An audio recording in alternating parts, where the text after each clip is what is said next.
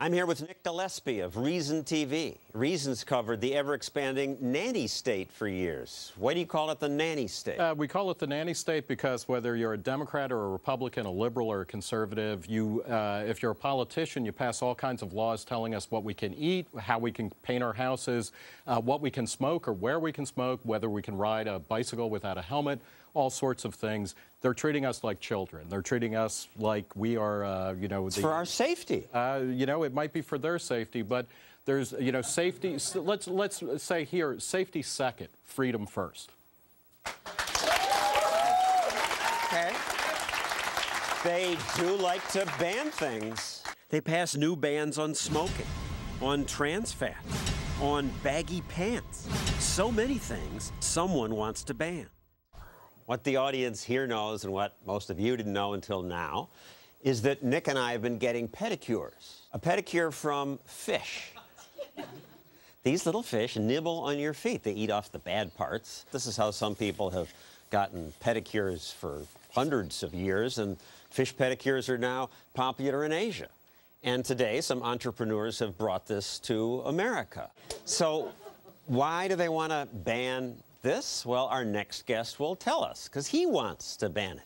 Jeffrey Klein is a state legislator from New York. Actually, today he's in San Juan for a conference. He says fish pedicures are dirty, dangerous, and mean to the fish. So, Jeffrey, dirty, dangerous, why? Well, John, let me just say, first of all, I'm a big fan of Ayn Rand, and I don't think you can equate a sanitary condition, in other words, legislating sanitary conditions where you would be considered a looter or a moocher. This is an important health issue. People can get very, very sick. Presently in New York State, the nail and hair industry is very heavily regulated. Has anybody gotten sick anywhere?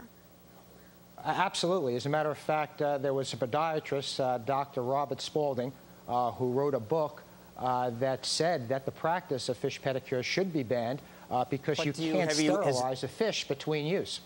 Well, I guess it would kill the fish to sterilize them, but Exactly. We could find no evidence of anybody getting an infection or having any problem. Paula Abdul lost a fingernail from a regular manicure. Should we ban all manicures? Like I said, this is a very heavily regulated industry. This is something that's, I think, needs to be banned because it goes against the entire practice of being able to prevent cross-contamination through adequate sterilization of equipment. But you have no evidence that anybody's died, anything's happened to anybody? There was a lot of complaints in the states that actually had fish pedicures before they banned it. People actually were able... People got staph infections and other things. You know, I'm having it done now. Feels good. I'm willing to take the risk. Isn't it up to me? Aren't you just a busybody taking away other people's freedom? Yeah. Well, I guess we'll expect more regulations from you. Thank you, Jeff. Bigger rules. Smoking, passive smoke.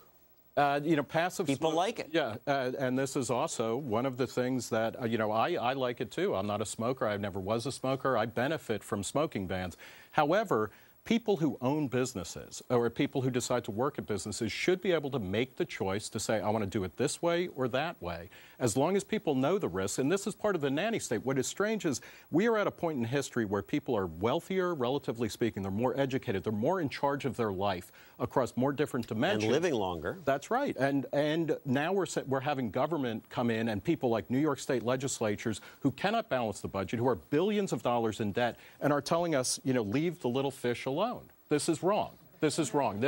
It's not their business, and it shouldn't be their business to regulate other businesses, especially now. I would add to the smoking ban, it's the dictatorship of the majority. I like it. I don't smoke. But can't the smokers have some bars? And you were really wimps, you smokers. You just rolled over.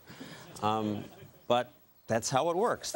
You know, but again, you know, and you can start small. I mean, if they're banning fish pedicures with little guppies or carps here, I got a feeling that the bikini lines with the piranha are not coming anytime soon. But this is part of the problem with the nanny state and with a prohibitionist mindset anyway. If consenting adults and informed adults who take responsibility for their lives and live with the responsibility of their actions, which is how we should live, want to do something, it's going to happen. You can ban something, and if people want it, it's going to create a black market, which creates far more problems, and it's much harder to regulate through the courts or through any other kind of contractual obligation. Well, I think people should wear helmets when they're riding bicycles or motorcycles. Nick Gillespie of Reason Magazine, what about that? You don't wear the motorcycle helmet, your head cracks open like a watermelon, and everybody else has to pay for that, and you're dead.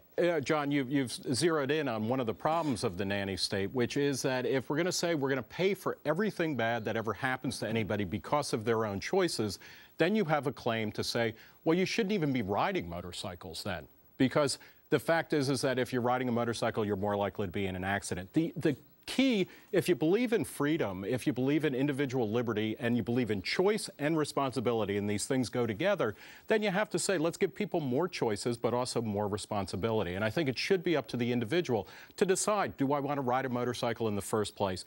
Do I want to wear a helmet or not? Various states have different regimes for that type of thing. Anything that multiplies an individual's choice is generally a good thing, as long as you're not sticking other people with the bill for your own decisions. Well, but what about that? What about the greater good? What if you don't have insurance and you get an infection from this fish pedicure, or you ride that motorcycle and everybody else has to pay for you? Here, if I get an infection from the fish pedicure, the person who's going to pay is the businessman, because nobody goes in and says, give me that infection. I would really like that as part of the pedicure package, right?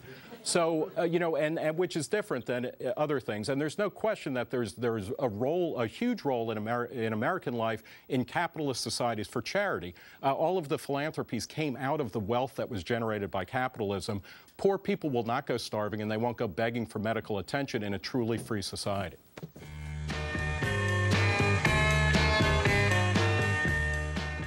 These laws don't actually get to the point of, like, how do you actually control people's behavior? A lot of laws, like seatbelt laws, which makes sense. I always wear a seatbelt when I drive because it makes you a lot safer. You're much more likely to survive a crash. Well, let me just stop you on that. Seatbelt law doesn't make you wear a seatbelt. That's right. You choose to wear yeah, exactly. The information of people making informed choices is what really dictates this thing. But what I was going to say is that with a lot of these laws that are put in there for our own good, they end up taking on different kind of tenors when you look at the way that they're practiced. So when seatbelt laws went from being what was called a secondary enforcement law, where if you got pulled over for something else and you weren't wearing a seatbelt, you could get an extra ticket for not wearing the seatbelt. Now virtually every state has them as a primary enforcement. So if a cop, you're driving by and a cop says, oh, I think you weren't wearing a seatbelt, they can pull you over. Or you're texting, or you're eating, or you're distracted driving. These types of rules inevitably end up affecting people who drive older cars, poorer people, minorities. They always get pulled over more. So the nanny state, even if you take its intentions as pure as the driven snow, a lot of the times the way that they play out is that they end up policing segments of the population who are already under all sorts of duress. This is certainly true with trans fat bans, which are always, they're always targeted, the way that the laws are written, to fast food places and to restaurants where relatively poor people, relatively powerless people eat. They don't go after Mario Batali, they don't go after Bobby Flay, they go after Arby's, and they go after, you know, an empanada stand. They are another invitation for the police to come into your life. It's one more pretext for the state, and the police are the agent of the state. You don't need to be paranoid about this, but there is no question. We live in this bifurcated world where on a certain level we have more control over how we live our lives, what kinds of books we read, what kinds of music we listen to, how we can express ourselves.